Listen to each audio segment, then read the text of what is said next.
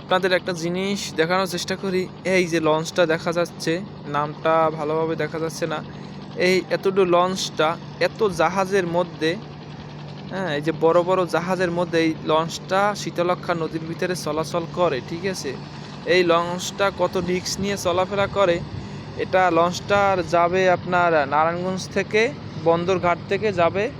এটা আপনার যাবে মুন্সিগঞ্জ, চাঁদপুর, মোহনপুর। এই লঞ্চটা যাবে। এই সাইড দিয়ে কত বড় জাহাজ যায়। এই লঞ্চটা রিস্ক নিয়ে একটু এই লাইনে একটা বড় লঞ্চ দিলে আপনার এই চাঁদপুর, মোহনপুর, মুন্সিগঞ্জ এদের জন্য ভালো হয়। কিন্তু আরে 2-3 বছর আগে একটা লঞ্চ ডুবে গেছে। কিন্তু এই লঞ্চগুলো, বড় লঞ্চগুলো দিলে হয়তো বা রিস্ক একটু কম থাকে, কিন্তু এই লঞ্চগুলো যে চলাফেরা করে অনেক রিস্ক থাকে। এর জন্য সবাই জানাই, সবাই একটু ঈদের সময় চলাফেরা করবেন, একটু সাবধানে চলাফেরা করবেন, কারণ জাহাজ চলে, লঞ্চ আসা যাওয়ার পথে থাকে, যে কোনো মুহূর্তে অ্যাক্সিডেন্ট হইতে পারে। হ্যাঁ, এর জন্য একটু সবাই সাবধানে চলাফেরা করবেন। আল্লাহ হাফেজ।